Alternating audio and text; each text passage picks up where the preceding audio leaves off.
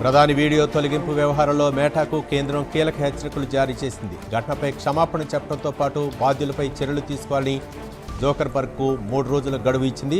లేకపోతే safe harbour రక్షణపై చర్యలు తీసుకునే అవకాశం ఉందని సూచించింది.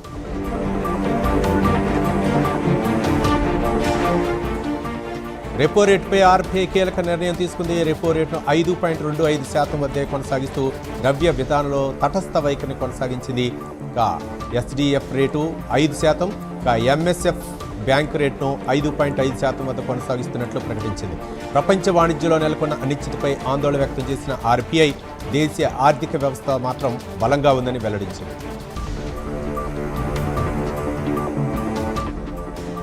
విశాఖలో మరో ప్రతిష్టాత్మక క్రీడా ప్రాజెక్టుకు శ్రీకారం చుట్టారు. భారత బ్యాడ్మింటన్ స్టార్ పివి సింధు ఆధ్వర్యంలో నిర్మించిన సెంటర్ ఫర్ స్పోర్ట్స్ ఎక్సలెన్స్ మంత్రి నారా లోకేష్ భూమి పూజ చేశారు.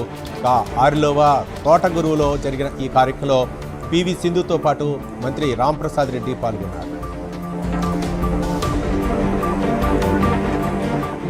హైడ్రా కమిషనర్ రంగనాథ్ సంతకం ఫోర్జరీ ఘటన కలకలం రేపుతోంది. హైడ్రా పేరుతో నకిలీ ఫైర్ ఎన్ఓసీలు తయారు చేసి ఇంటర్పోర్టుకు సమర్పించినట్లు ఆరోపణలు ఎదుర్కొంటున్న 8 ప్రైవేటు కాలేజీలపై ఫిర్యాదు నమోదైంది.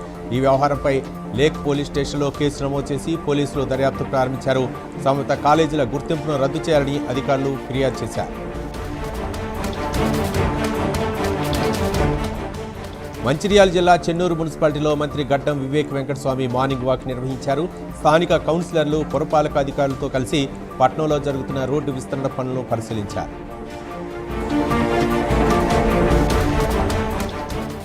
నల్గొండ జిల్లా దామచర్ల గురుకుల పాఠశాలలో మిర్యాలగూడ ఎమ్మెల్యే బత్తుల లక్ష్మారెడ్డి ఆకస్మిక తనిఖీ నిర్వహించారు. విద్యార్థులతో మాట్లాడి భోజన నాణ్యత, మెను అమలుపై ఆరా తీశారు.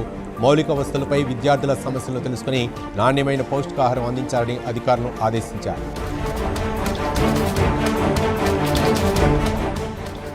రాజన్న సిరిసిల్ల జిల్లా గంభీరావుపేటలో మానేరు వాగుపై నిర్మిస్తున్న బ్రిడ్జి పనుల జాప్యంపై బీజేపీ నాయకులు ఆగ్రహం వ్యక్తం చేశారు. 4 ఏళ్లు గడిచినా నిర్మాణం పూర్తి కాకపోవడంతో ప్రజలు ఇబ్బందులు ఎదుర్కొంటున్నారని ఆరోపించారు. వెంటనే బ్రిడ్జి పనులను వేగవంతం చేయాలని డిమాండ్ చేశారు.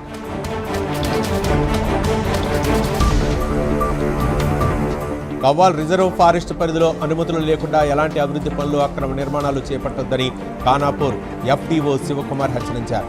అటవీ శాఖ ఆర్వీఎఫ్ఆర్ భూముల్లో నిర్మాణాలు చేపట్టాలంటే తప్పనిసరిగా అనుమతులు తీసుకోవాలని తెలిపారు.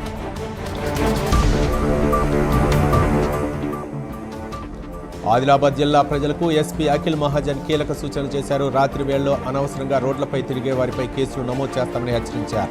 వాహనదారులు ట్రాఫిక్ నిబంధనలు తప్పనిసరిగా పాటించాలని సూచించారు.